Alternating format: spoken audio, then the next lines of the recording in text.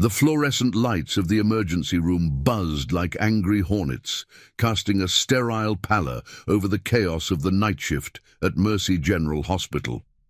It was just past midnight in the dusty outskirts of a forgotten Nevada town, where the air carried the faint tang of sagebrush and distant rain. Little Mia Reynolds, no more than 7 years old, huddled on the examination table, her small frame trembling under a thin paper gown. Her wide eyes, red-rimmed from tears, darted toward the door, as if expecting shadows to swallow her whole.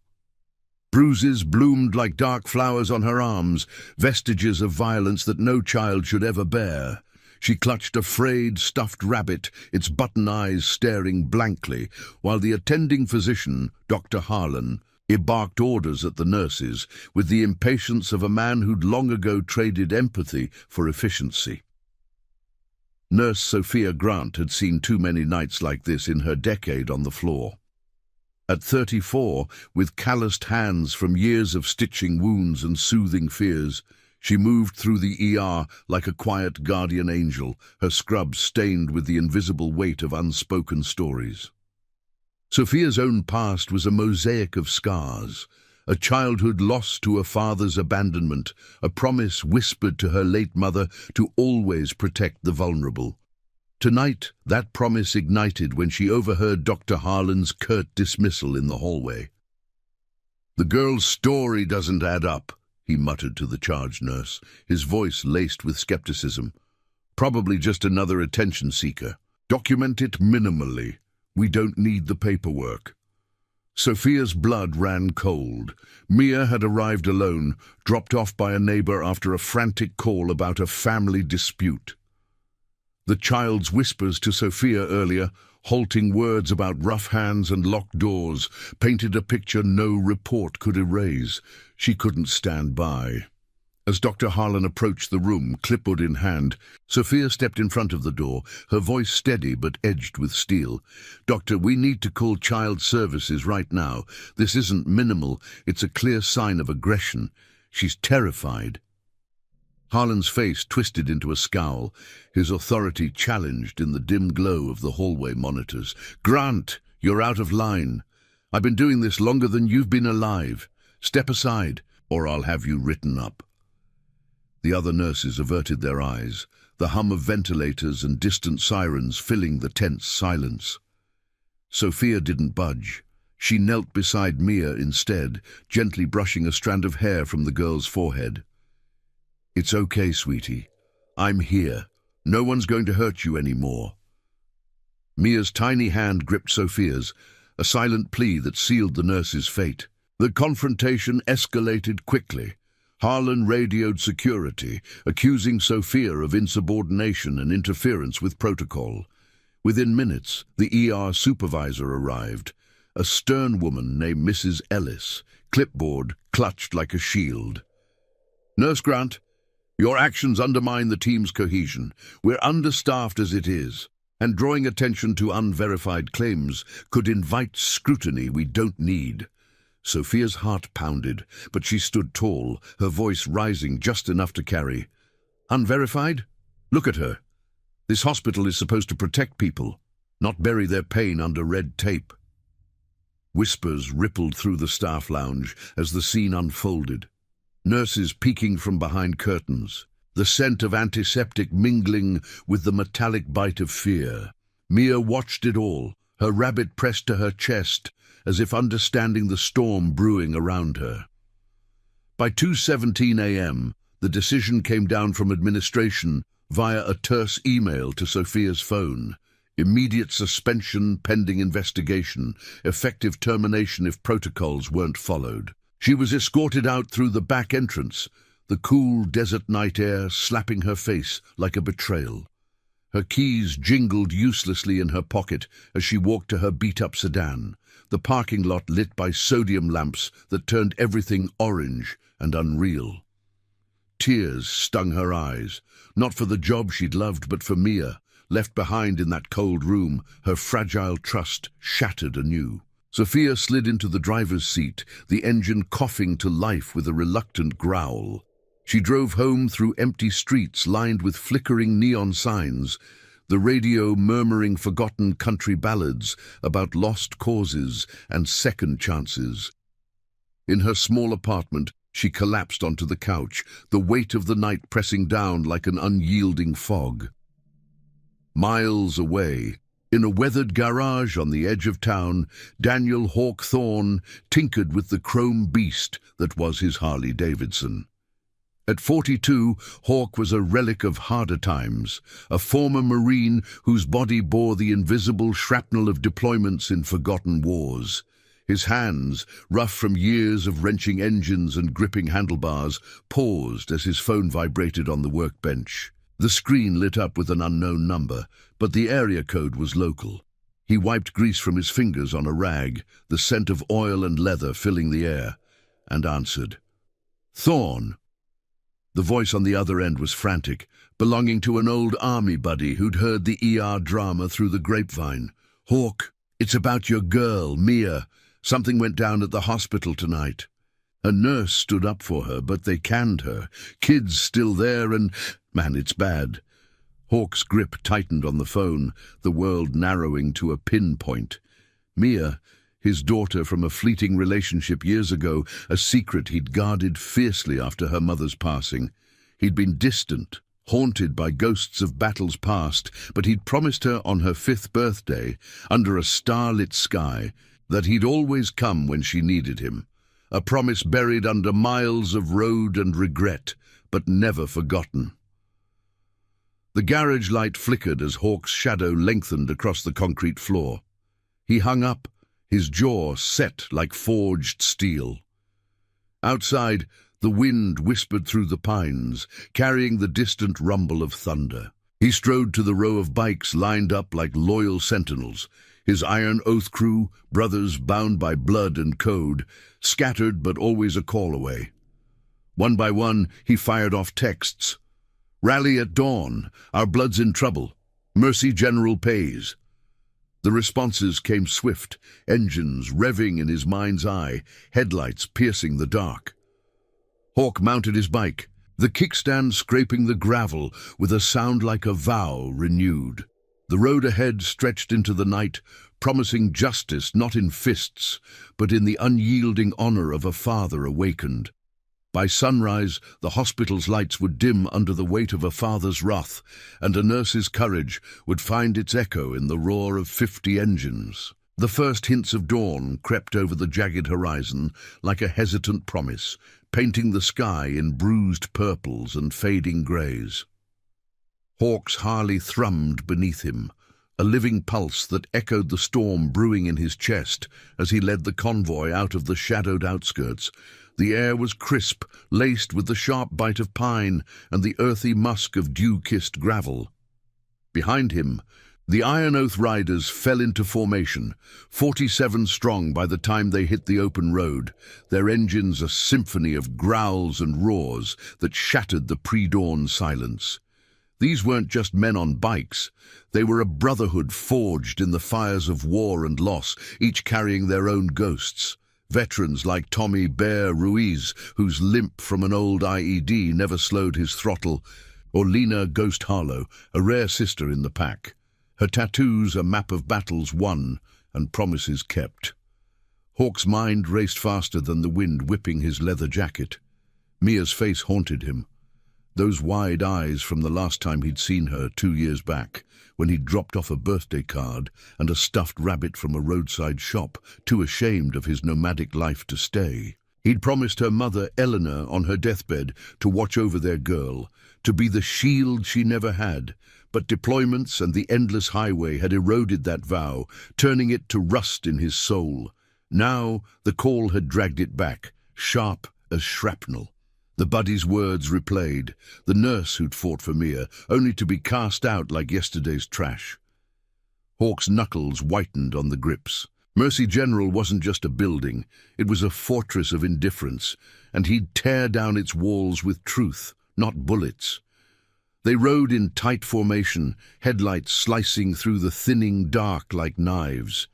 The desert stretched endless on either side, sagebrush whispering secrets to the passing shadows. Up ahead, the neon sign of a roadside diner flickered, all-night oasis, its parking lot dotted with semis and weary travelers. Hawk signaled a pull-off, the convoy slowing to a gravel-crunching halt, engines cut, leaving only the tick of cooling metal and the distant cry of a coyote. The riders dismounted, forming a loose circle under the diner's awning, steam rising from coffee mugs as Bear passed around thermoses.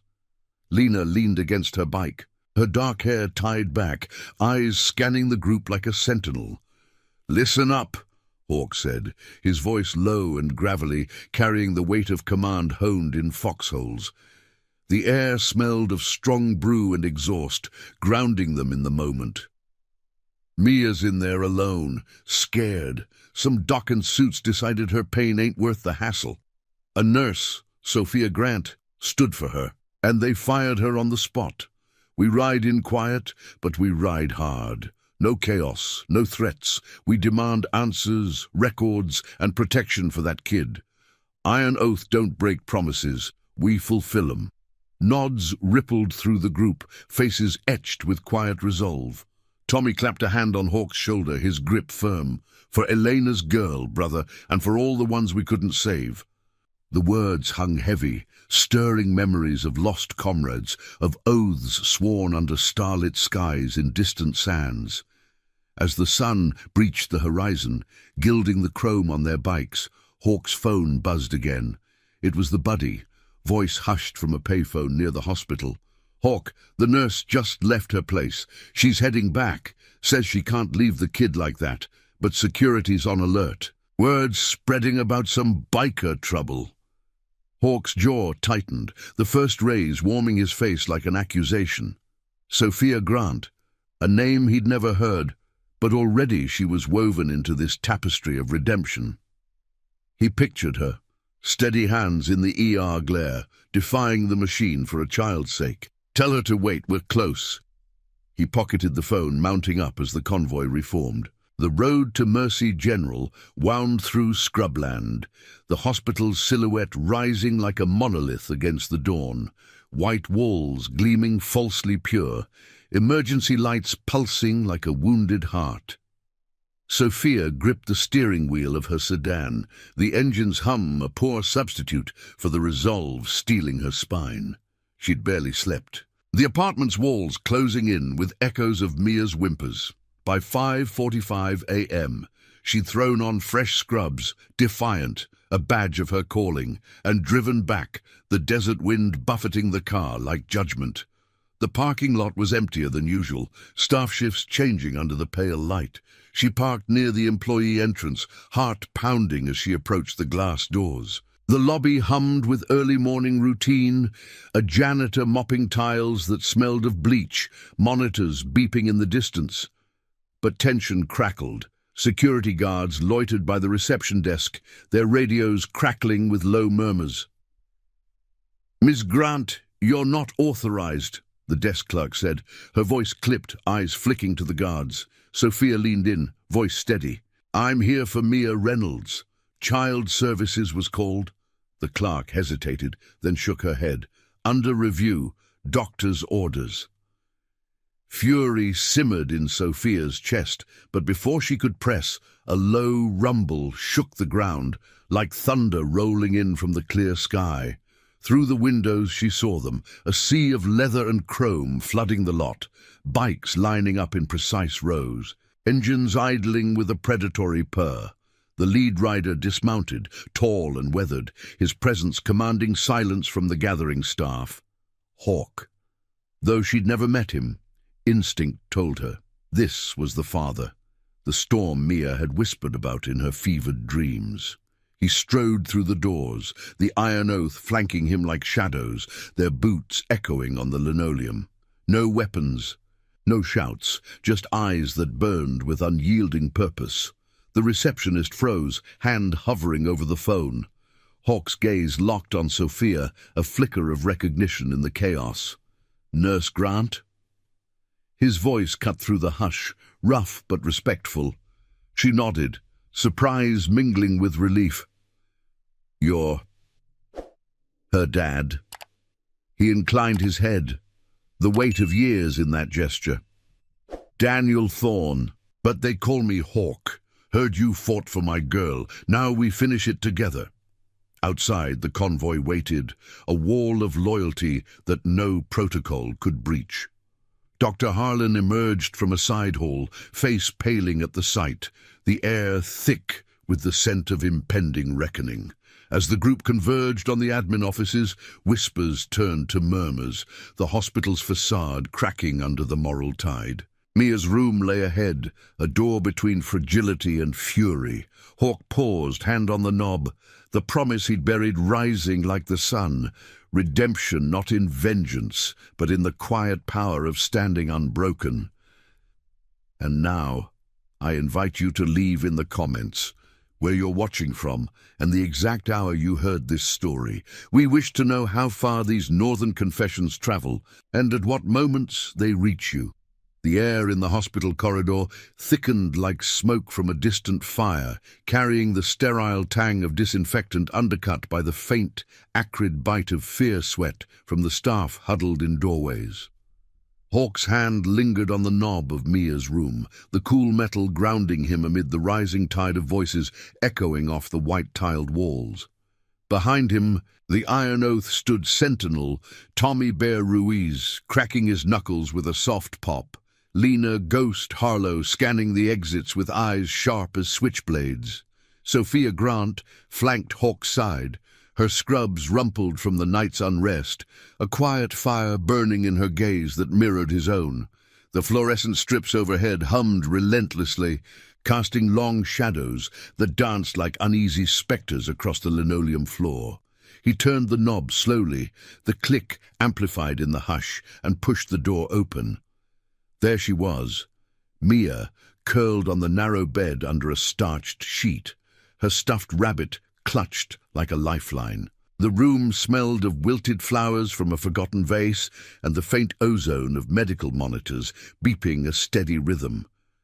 Her eyes fluttered open at the intrusion, widening first in confusion, then in a spark of recognition that pierced Hawk like a bayonet. "Daddy." The word was a whisper, fragile as desert wind, but it shattered the dam in his chest. He crossed the room in 3 strides, kneeling beside her, his calloused hand enveloping her small one.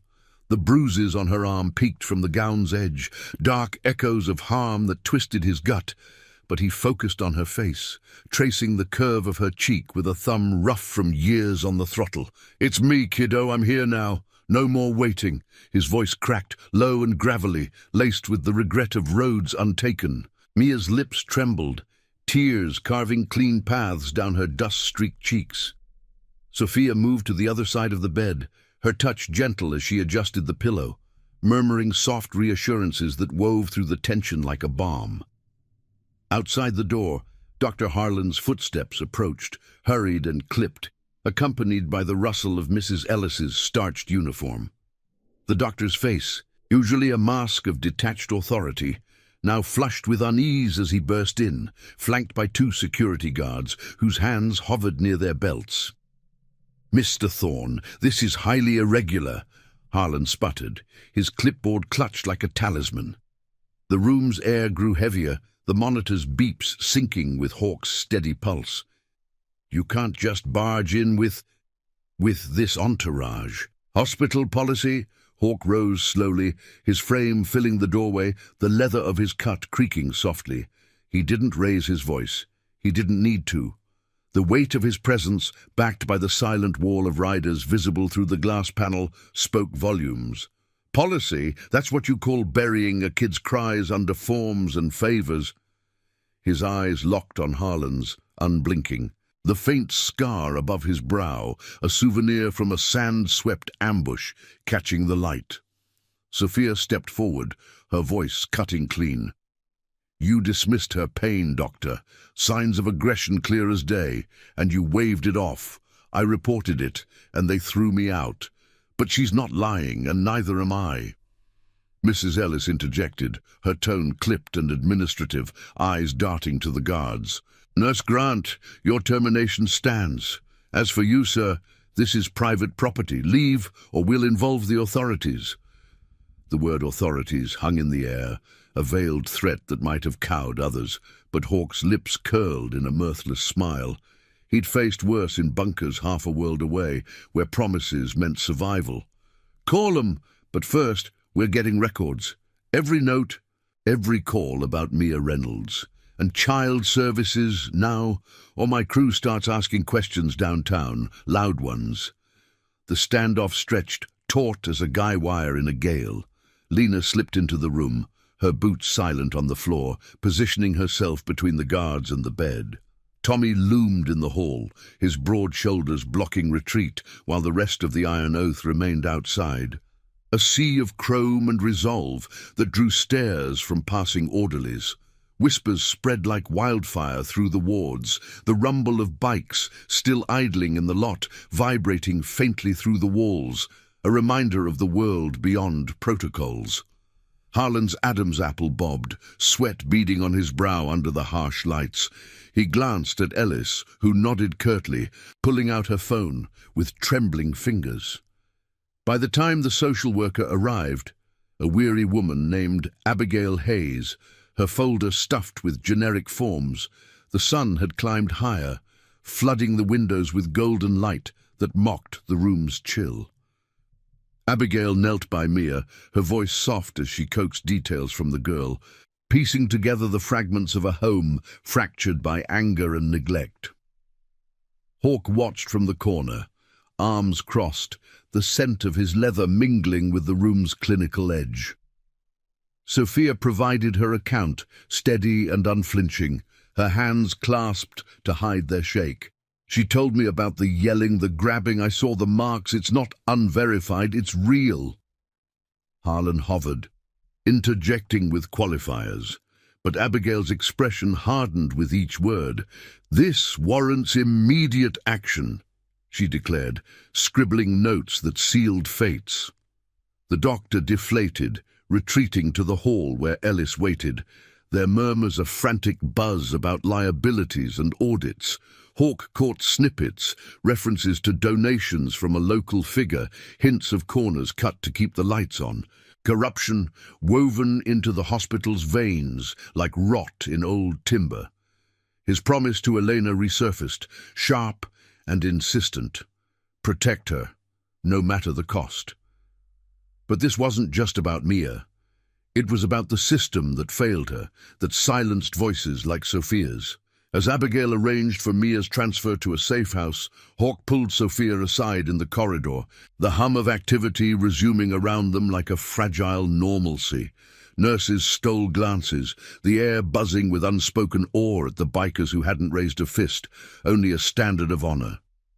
"You didn't have to come back," he said, his voice rough with gratitude. "But you did. For her. That's more than family." Sophia met his gaze, the lines of exhaustion etching her face. "I promised my mom I'd stand for the ones who can't. Firing me, that just lit the fire." A shared nod passed between them, forging an alliance born of quiet defiance. Word spread beyond the walls. Hawke's buddy from the night before alerting contacts in the Veterans Network. Whispers reaching local journalists hungry for stories of everyday heroes. By noon, the parking lot swelled with more than bikes. Reporters' vans dotted the asphalt, cameras capturing the orderly line of Iron Oath riders who dismounted to form a human chain at the entrance, ensuring no interference with Mia's departure. Ellis emerged, pale and harried, announcing an internal review that smelled of damage control, but Hawke knew better. The tide had turned, the hospital's indifference exposed under the relentless sun. Mia clung to Hawke as they wheeled her out, the rabbit tucked under her arm, her small hand in his, a tether to the man he'd almost lost himself to be. Sophia walked beside them, her steps lighter, the weight of isolation lifting. The convoy reformed, engines purring to life in a chorus that drowned out the sirens wailing in the distance, not for them, but for the unraveling secrets Mercy General could no longer contain. As they rode out, dust kicking up in golden plumes, Hawke glanced back at the fading monolith, The promise fulfilled wasn't just his. It echoed in every rider, every scar, binding them in a family chosen by fire. Justice, slow and unyielding, rolled forward on the horizon, leaving the corrupt in its wake. The dust settled in lazy swirls behind the convoy as Hawks Harley led the way out of Mercy General's lot. Mia's small form secured in a borrowed sidecar rigged by Lena with the precision of a field medic. The sun hung high now, midday glare turning the asphalt into a shimmering ribbon that snaked through the scrubland, where heat mirages danced like elusive ghosts. The air rushed past, thick with the scent of sun-baked earth and the faint, oily tang of exhaust. A symphony of engines underscoring the fragile peace they'd carved from the morning storm. Hawk kept one eye on the rearview mirror, watching Sophia's sedan trail the pack, her headlights a steady beacon in the formation. She'd insisted on following, her voice firm over the phone earlier. "I'm seeing this through, for Mia, for all of us who got silenced." Back at the hospital, the fallout rippled like aftershocks. Dr. Harlan paced the admin boardroom, the long oak table scarred from years of hasty decisions, its surface now cluttered with steaming coffee cups and scattered files. The room smelled of stale donuts and desperation, fluorescent lights buzzing overhead like a swarm of indictments. Mrs. Ellis sat rigidly at the head, her fingers drumming a staccato rhythm on a leather portfolio, while a cluster of board members, local businessmen with ties to the town's underbelly, shifted uncomfortably in their chairs. Whispers of the bikers' arrival had escalated into a full-blown crisis. Cell phones buzzed with alerts from the parking lot, where reporters now outnumbered the security detail. "We can't let this spiral," Ellis said, her voice a thin wire of control. "Those riders, they're not just noise. Thorne's connected, veterans groups, maybe even state reps, and that nurse. Grant's statement to the social worker ties straight to our funding sources." Harlan leaned forward, his face sallow under the harsh glow, sweat tracing the collar of his lab coat. "I told you to handle it quietly. The girl's case was minimal, family issues, nothing prosecutable. But now, with child services involved, and those photos the social worker took." He trailed off, glancing at Reginald Voss, the silver-haired chairman whose donations had kept the ER's lights on through shady grants and overlooked audits. Voss's eyes narrowed, the faint scent of his expensive cologne clashing with the room's tension. "Quietly. You mean bury it like the others? But this one's got teeth. Thorne's crew's already talking to the press. If they dig into our records—" A knock interrupted, sharp and insistent. The door swung open to reveal Abigail Hayes, the social worker, flanked by a stern-faced detective in a rumpled suit, badge glinting like a promise of reckoning. The air grew heavier, the detective's boots scuffing the carpet as he entered, notebook in hand. "Miss Hayes here has filed a preliminary report. Multiple indicators of neglect, possible endangerment. We're pulling records on the Reynolds case and any similar ones flagged as minimal in the last year." Harlan's chair scraped back, his protest dying on his lips as Hayes laid a folder on the table, its pages rustling like accusations. Inside were notes from Mia's exam, Sophia's addendum, and timestamps of ignored calls to authorities. "This hospital has a pattern," Hayes said softly, her voice carrying the weight of too many overlooked pleas. "And it stops today." Outside, the Iron Oath had transformed the lot into a vigil of quiet power. Bikes lined the perimeter like iron sentinels, riders dismounted and forming casual clusters, sharing water bottles, murmuring stories of their own lost battles. Tommy Bear Ruiz stood guard at the main entrance, his massive frame a deterrent to any who might slink away, while Lena coordinated with a growing network of allies via her phone, her fingers flying over the screen. The desert wind carried snippets of conversation from the reporters milling nearby. questions about the biker blockade, speculation on the hospital's ties to local corruption. Hawk had parked his bike at the fore, Mia now dozing in Sophia's care inside the sedan, the stuffed rabbit peeking from her lap. He leaned against the handlebars, the chrome warm under his palms, watching the entrance with eyes honed by years of watching horizons for threats. Sophia emerged briefly, rubbing her arms against the rising heat, her face a map of resolve etched deeper by the morning's trials. Abigail says Mia's safe, temporary foster with a vetted family until custody clears. But the detective, he's onto something bigger. Whispers about falsified reports, favors for donors. Hawk nodded, the leather of his cut creaking as he straightened. His own past flickered in his mind. Nights in bunkers, promising brothers they'd make it home, only to lose them to bureaucracy's cold hand. Good! We don't stop at Mia. This place failed her, like it fails others. My crew's got contacts, vets who know the system, nurses who've been run out. We'll amplify it. She met his gaze, a spark of shared purpose igniting. You kept your promise, after all this time. He looked away, toward the endless blue sky, the wind tugging at his hair. Barely, but seeing you fight reminded me why we make 'em. By early afternoon, the tide swelled. News vans clogged the access road, their satellite dishes blooming like metal flowers against the sagebrush. Inside, Voss called an emergency board meeting, his voice booming through the intercom. All staff to the auditorium. Now. The announcement echoed through the halls, drawing nurses and orderlies like moths to a flame. Sophia slipped back in under the guise of collecting her final paycheck, her badge clipped defiantly to her pocket. The auditorium hummed with unease, rows of folding chairs filled with wide-eyed faces. The air thick with the murmur of speculation and the faint whir of air conditioning struggling against the heat. Ellis took the stage, microphone feedback screeching like a warning, her prepared statement faltering as flashes from smuggled cameras lit the room. "Ladies and gentlemen," she began, voice strained, "recent events have prompted a thorough internal review. We remain committed to patient care." Boos rippled from the back, where a cluster of nurses, emboldened by Sophia's stand, exchanged glances. One, a young woman named Grace, with tired eyes from endless shifts, stood. Committed, like ignoring bruises on kids or firing the one who spoke up.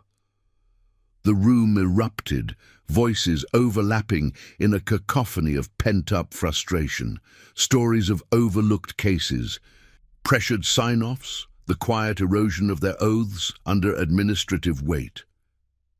Hawk watched from the lot via a live feed on Lena's tablet, the screen's glow reflecting in his eyes. The exposure was poetic, justice unfolding not in thunder, but in the chorus of truth. Calls flooded the lines, state health officials prompted by the Veterans Network. Journalists piecing together a trail of donations linked to Voss's construction firm, skirting regulations for profit. By late afternoon, sirens wailed, not for arrest, but as ambulances diverted to neighboring facilities, Mercy General's doors grinding to a reluctant halt under emergency suspension orders. Hawk's phone buzzed with confirmation from his buddy. The hospital shuttered pending full investigation, its monolith of indifference finally cracked. As the sun dipped toward the jagged peaks, casting long shadows over the cooling bikes, Hawk approached Sophia's car. Mia stirred, smiling faintly at the sight of him, her hand reaching out. The iron oath revved in salute, a low thunder that rolled across the desert like a vow sealed. Redemption wasn't a single ride. It was this, family forged in fire, promises pulling them forward through the dust. The road home stretched open, carrying the weight of change on its shoulders. If this story of quiet courage and unbreakable bonds has touched you, hit that like button below. It helps spread these tales of honor to those who need them most. The evening sun bled crimson across the desert horizon, turning the endless stretch of highway into a ribbon of molten gold as Hawk's convoy thinned out, peeling off toward their scattered homes like leaves in a fading wind. The air cooled rapidly, carrying the sharp scent of creosote bushes blooming under the first stars, a quiet counterpoint to the day's roar. Mia rode in Sophia's sedan now, the nurse's steady presence an anchor for the girl, who dozed against the window with her rabbit in her lap, the bruises on her skin fading like old ink under the promise of safety. Hawk rode point, his Harley cutting through the twilight, the vibration of the engine syncing with the steady thrum of his thoughts. Behind him, Tommy and Lena brought up the rear, their bikes flanking the car like guardians, headlights piercing the gathering dusk. They pulled into a roadside motel on the town's frayed edge, sunset palms, its neon sign flickering erratically against the deepening blue sky, casting erratic pools of pink light on the cracked parking lot. The place smelled of faded chlorine from an empty pool and the greasy allure of a nearby diner, where fluorescent tubes hummed over Formica counters. Hawk killed the engine first, the sudden silence amplifying the gravel crunch under his boots as he dismounted.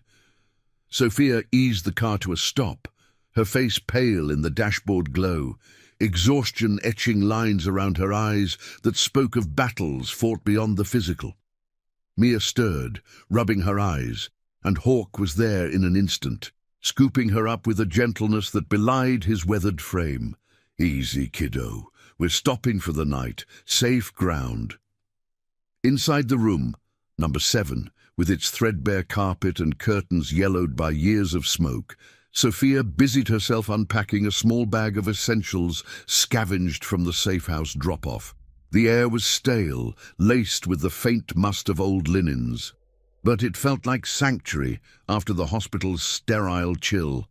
Mia settled on the bed, her small feet dangling, watching Hawk with a mix of awe and wariness. "Did the bad people go away, Daddy?" Her voice was soft, threaded with the innocence that had nearly been crushed. Hawk knelt to her level, the floorboards creaking under his weight, his leather jacket shedding the day's dust like a skin. He cupped her face, thumb brushing a tear-streaked cheek. "They're facing what they did. But you're with family now. Me, Sophia, the whole crew. We don't let go." Sophia paused in the doorway to the adjoining room, her silhouette framed by the motel's harsh exterior light, arms crossed as if holding herself together. The day's events replayed in her mind, the auditorium's uproar, the board's crumbling facade, Voss's hasty exit under flashing cameras. But victory felt hollow, laced with the ache of what Mia had endured, what countless others still might. "The detective called while we were driving," she said, voice steady but low. "Mercy General's fully shuttered, state order, investigations into falsified reports, donor kickbacks. Harlan's on leave, Ellis too. It won't bring back the time lost, but it's something." Hawk nodded, rising slowly, the scar on his brow catching the lamp's warm glow.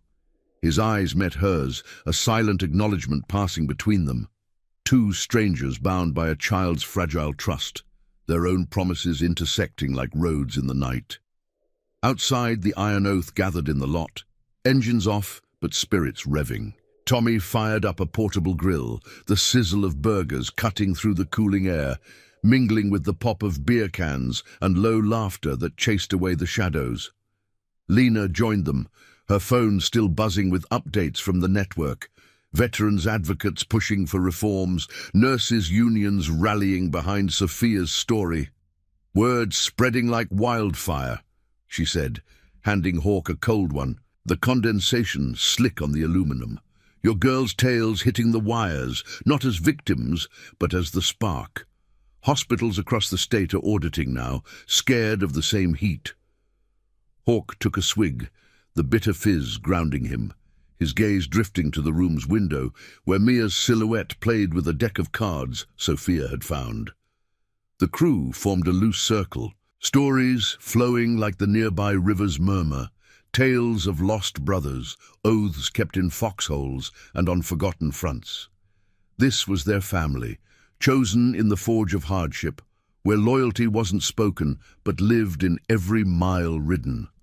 As night deepened, stars pricking the velvet sky like scattered diamonds, Hawk stepped away from the fire's glow, the crackle of flames fading behind him. He leaned against his bike, the metal still warm from the ride, and pulled out his phone. A text from the buddy who'd started it all. "Custody hearing set for next week. Mia's yours if you fight clean. Hospital's donors are squirming. Voss is firm under federal eyes." Hawk's jaw tightened, the weight of redemption settling like desert dust. He'd failed Elena once, letting the road swallow his duties, but tonight, under the vast canopy, he felt the promise renew, not just for Mia, but for the man he'd buried under layers of regret. Sophia emerged, wrapping a sweater around her shoulders against the chill, joining him in the quiet.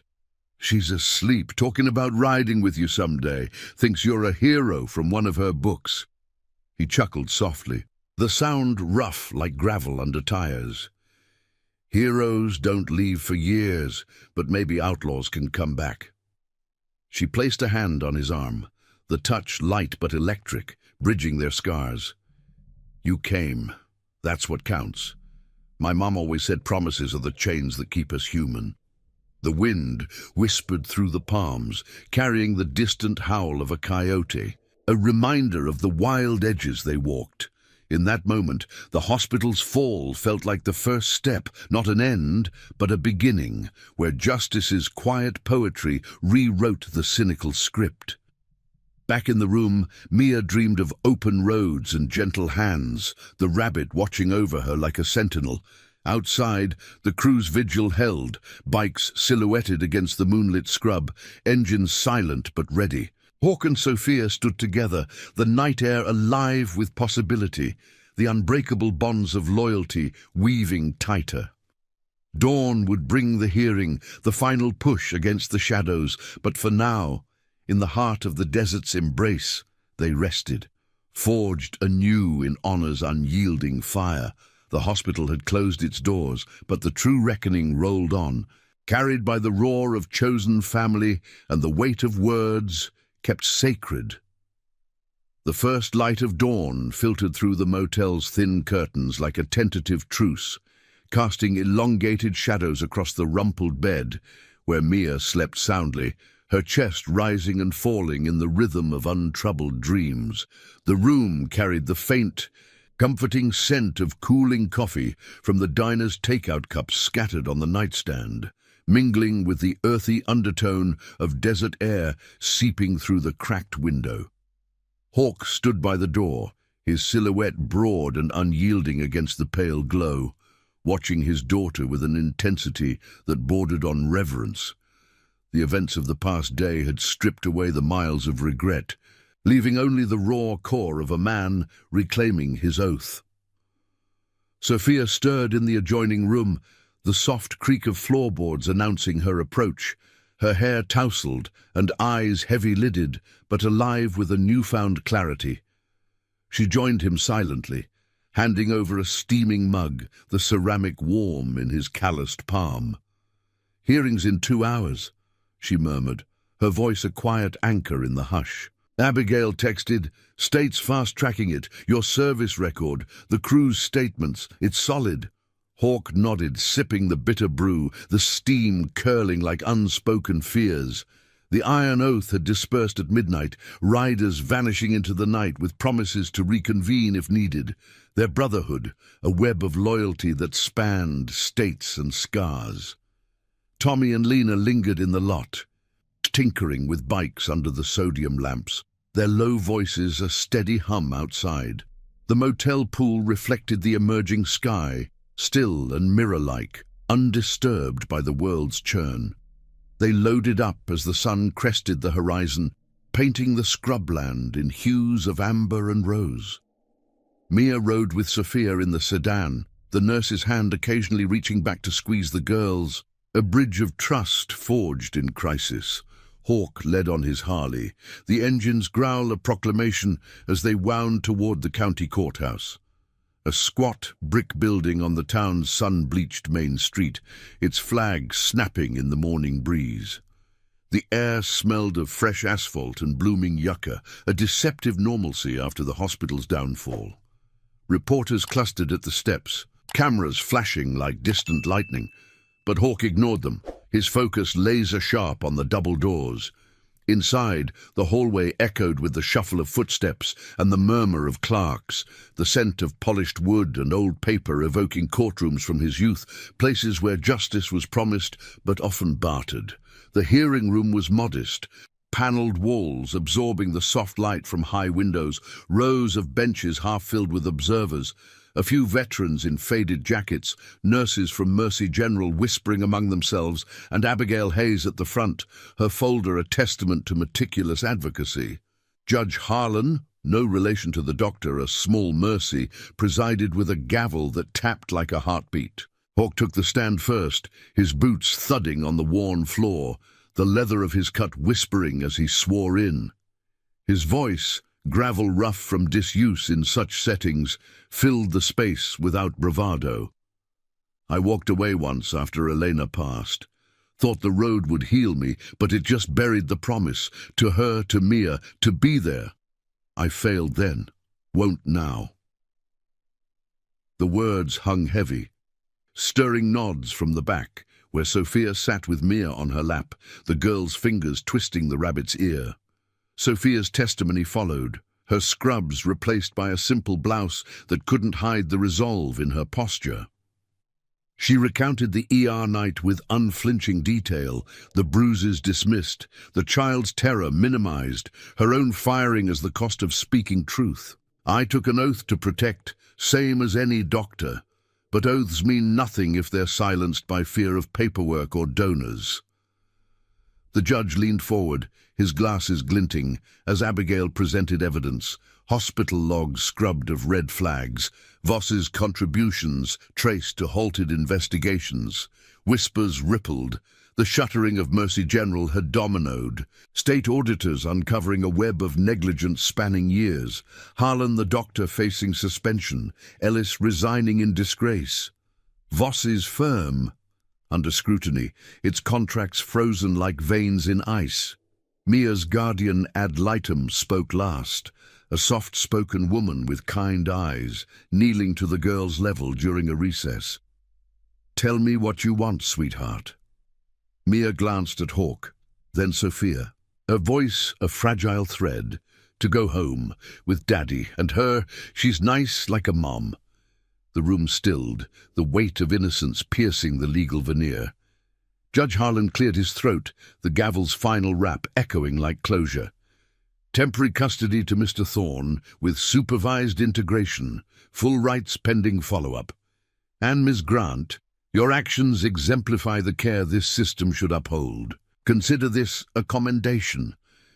Relief washed over Hawke like cool rain, his shoulders easing as he scooped Mia into a hug, her laughter a balm against the scars. Outside, the sun blazed high, the parking lot a hive of activity. Reporters shouting questions, but the iron oath's remnants formed a buffer, Lena's glare scattering them like dust. Tommy clapped Hawke's back, his grin wide. Oath kept, brother, family whole. Sophia lingered by the sedan, a job offer already in her pocket from a neighbouring clinic, her firing transmuted into legend among the nursing ranks. "We did it," she said to Hawke, Mia between them, the 3A tableau of mended fractures. He met her eyes, the desert wind tugging at their clothes. "Not we. You started it. I just rode in." But in truth, it was the convergence, the nurse's stand, the father's return, the crew's silent might that toppled the indifferent giant. As they mounted up for the ride home, a modest ranch on the town's edge, bought sight unseen with Hawke's savings, the convoy swelled briefly with locals inspired by the tale, bikes joining in a rolling tribute. The highway unfurled, engines harmonizing with the wind's song, carrying them toward a future etched in honor. Mercy General's closure was the spark. Reforms whispered in state halls promised more, a ripple of accountability born from one child's plea and unbreakable bonds. Hawk glanced back at Mia's beaming face in the sidecar, Sophia's sedan steady behind. The promise to Elena fulfilled not in perfection, but in persistence. In the vast Nevada sky, redemption arched like an endless road, where family chosen outshone blood, and justice, though slow, roared eternal. Thank you for joining us on this journey of courage and unbreakable promises. If these stories of quiet heroism move you, please subscribe and turn on notifications. We deliver new tales every week to inspire and remind us of the power in standing firm.